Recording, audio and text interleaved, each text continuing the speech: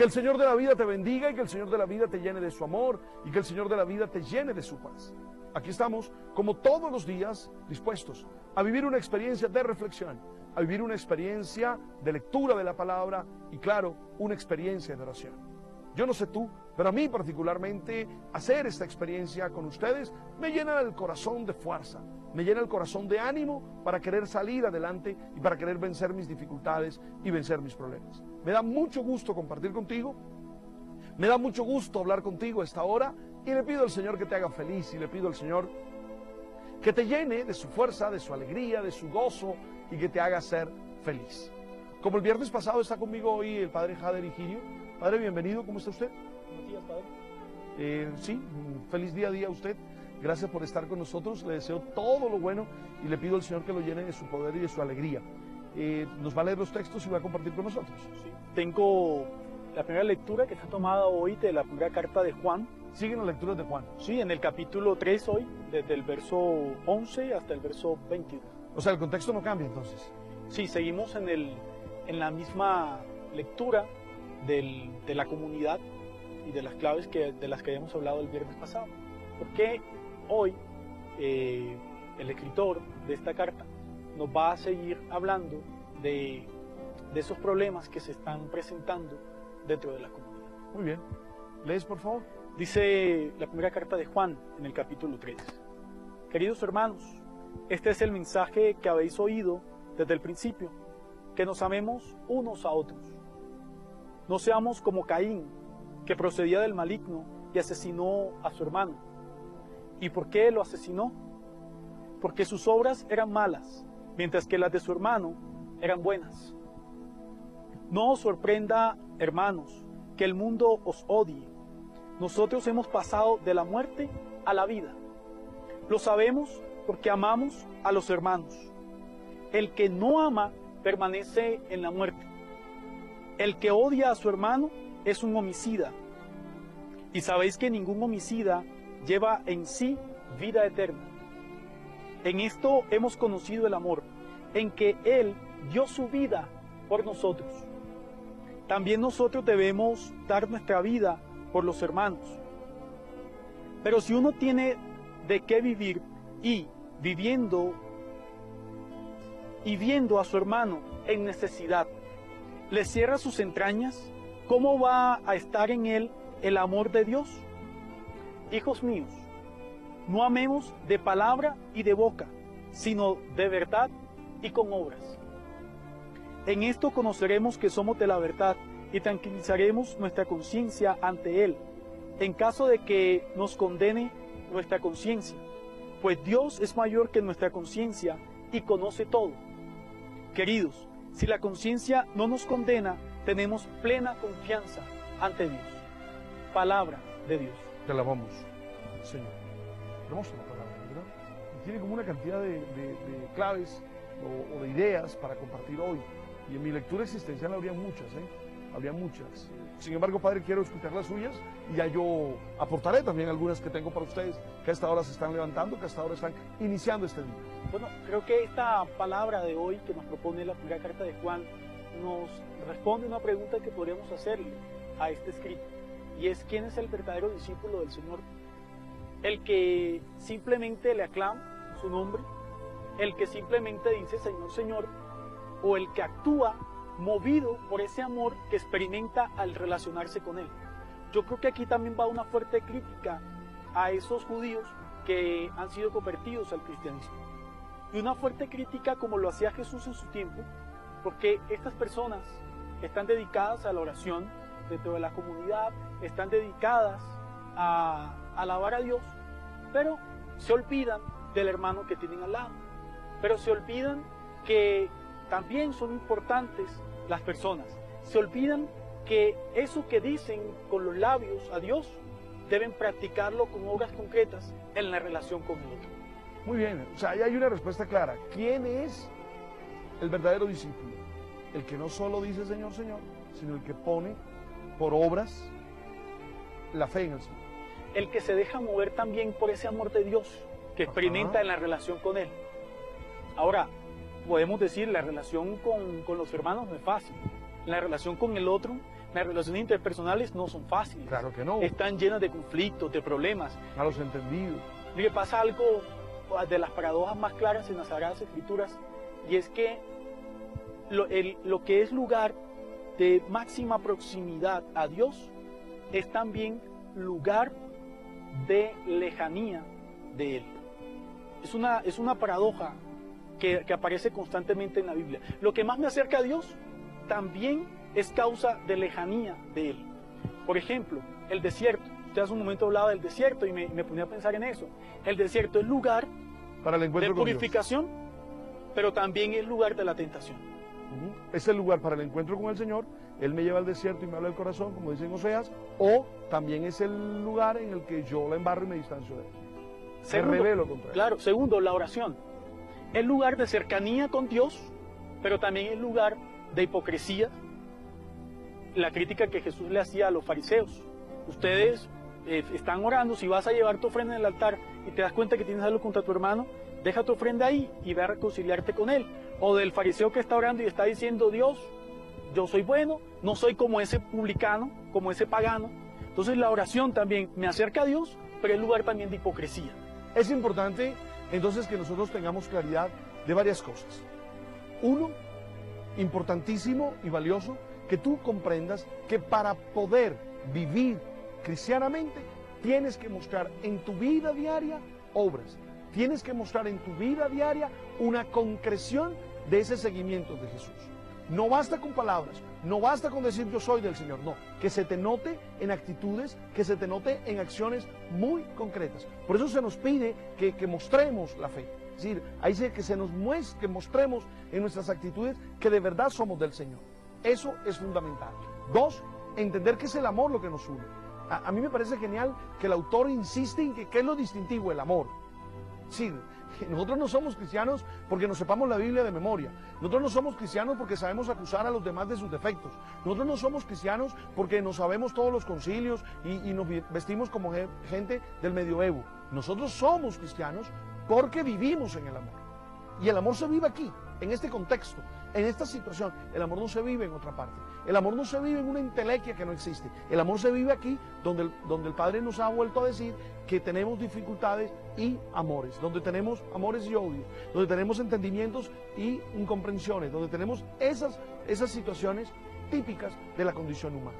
No sé, Padre, si usted quiera agregar algo más al respecto de esta primera lectura que hacemos hoy y que la hacemos buscando que nos inspire para nosotros vivir en el amor también. Algo que nos debe llenar también hoy, Padre, de fortaleza y de confianza en Dios, es que aunque tengamos dificultades, aunque tengamos problemas, Él nos está invitando a superarlo y nos está invitando que nos dejemos llenar de esa fuerza del amor de Dios.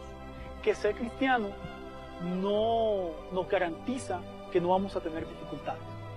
Que ser cristianos no nos va a soslayar de la experiencia de los problemas y las dificultades. No, ser cristiano no nos va a garantizar eso. Es decir, creer en Dios no es una experiencia que nos va a llevar a no tener nunca problemas y a vivir siempre en un estado de, ¿qué dirían los filósofos?, de ataraxia. Puede ser. No, ser cristiano nos garantiza que la fuerza del amor de Dios nos impulsa a superar esos problemas.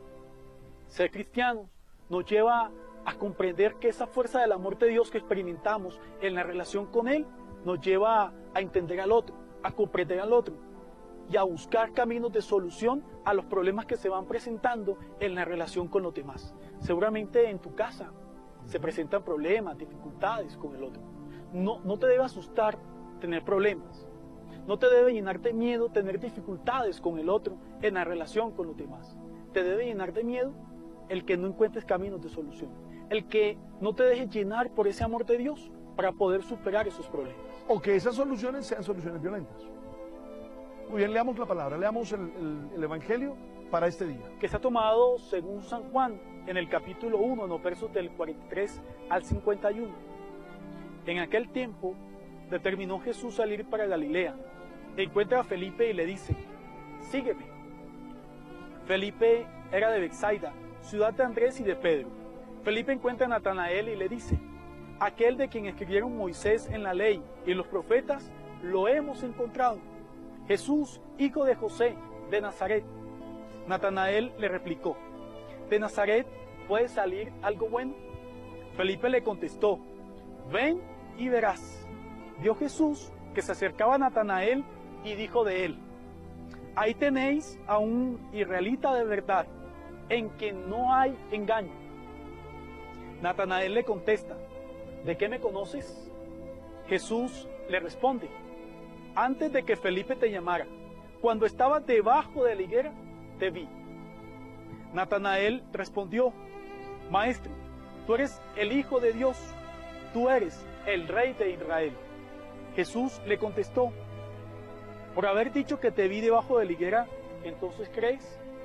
Has de ver cosas mayores.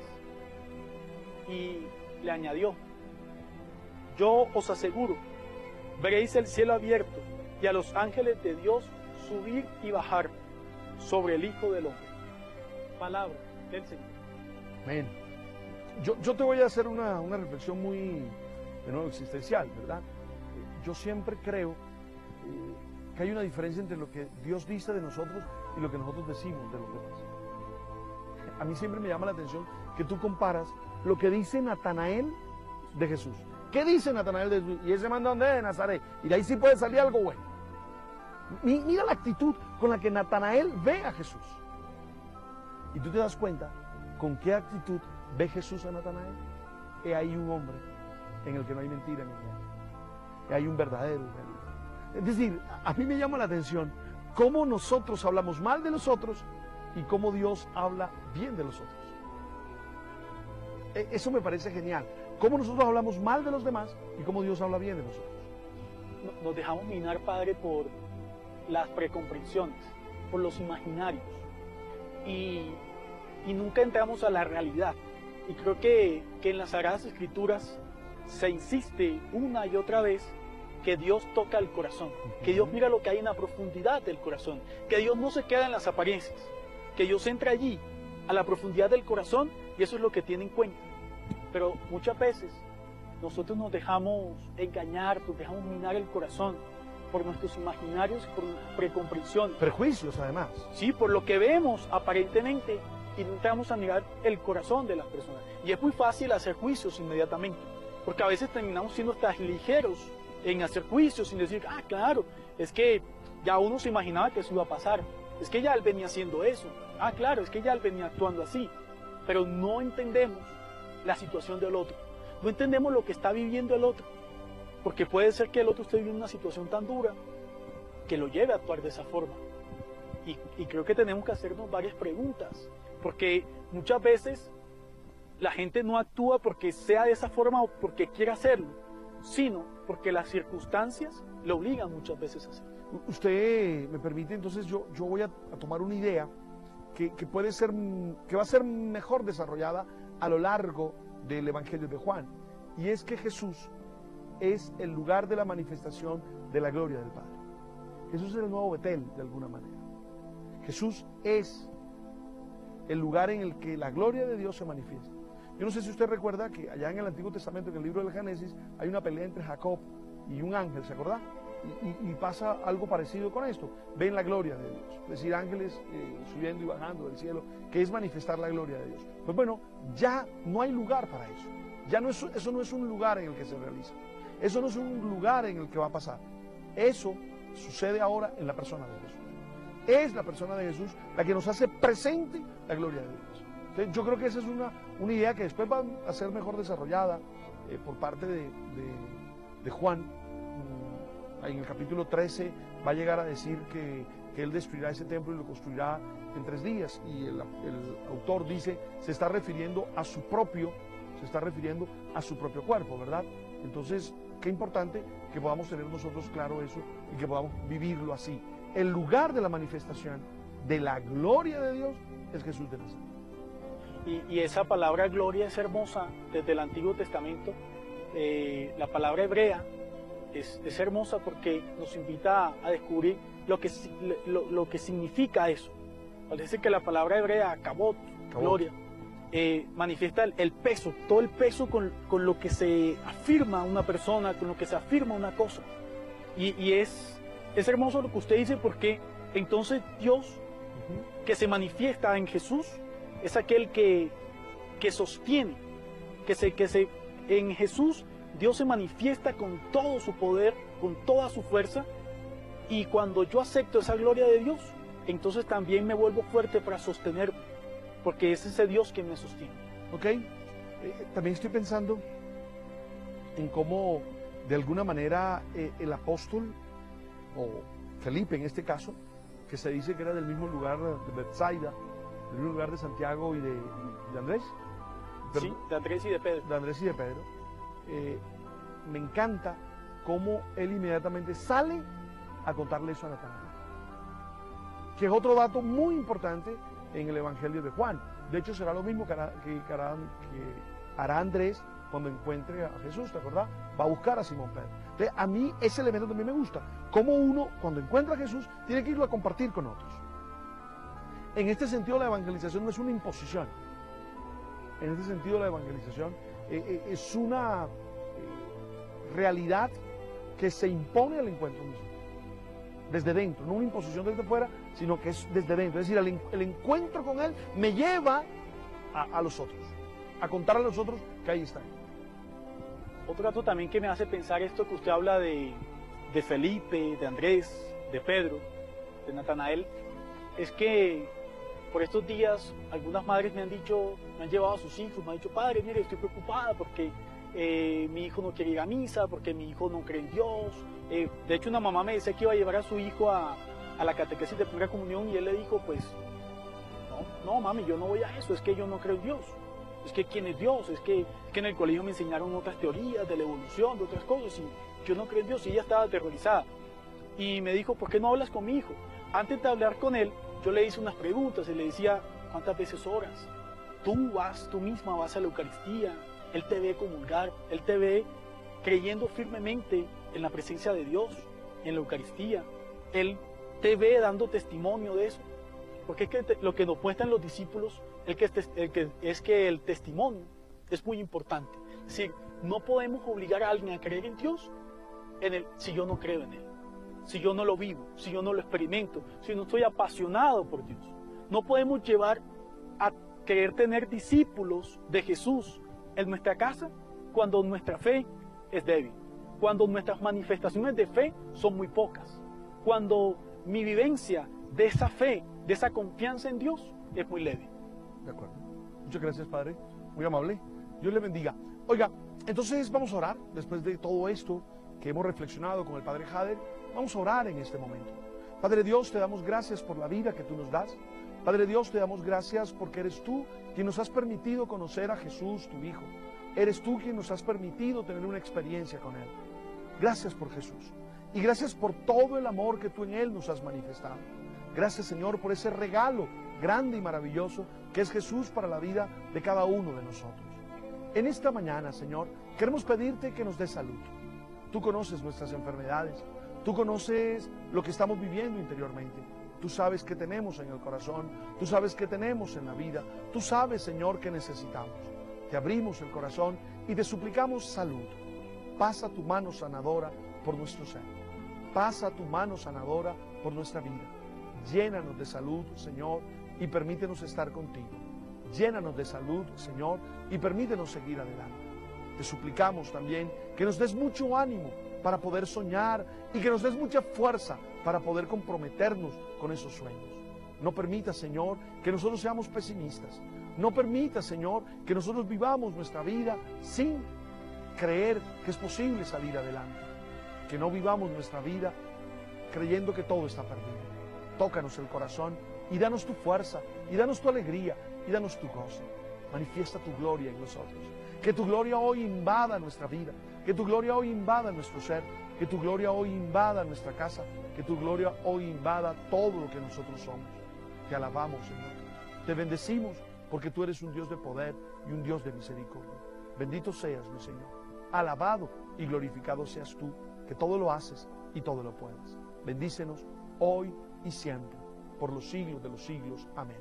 Bendícenos en el nombre del Padre, del Hijo y del Espíritu Santo. Amén, amén y amén. Tarea. Mira la tarea de hoy. Comprometerse a luchar por tus sueños. comprometerse a luchar por los sueños que tenemos. Esa es nuestra tarea. Me puedes seguir en @pelinero, ahí contesto a esta hora los Twitter y comenzamos a conversar. Nos seguimos encontrando.